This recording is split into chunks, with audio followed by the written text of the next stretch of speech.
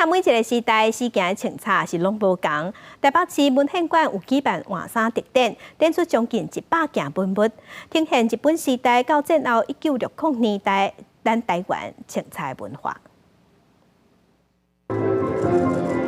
好，那我们先拿着，我们再开。晚清时代代表就是白头长尾仔，甲头长尾仔家条人民该穿西装。台北市文献馆用甲头长尾仔该放白卡的仪式来做换衫特展的开场表演。所以日本时阵，咱受到日本人的统治，所以日本人有啥物无共的治理的风格，所以换做咱台湾人是安怎去变化？哈，迄个时阵为清朝开始甲日本时阵的时阵，咱台湾人哈有这个。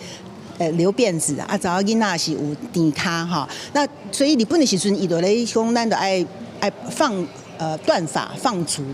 对清查就会当看到时代美学含去当时的文化，这毋若显示迄个年代流行趋势，也是代表阶级地位和分辨身份的方式。啊，这个是复刻版的啦吼，咱若正式的吼，照你讲，为这纽扣顶头、牛仔顶头，就会使看到讲你是啥物学校的。进前高中学校就是上悬的吼，读上悬的，所以你穿这个衫走路有风吼，啊，警察拢爱较甲你尊敬一下安尼是。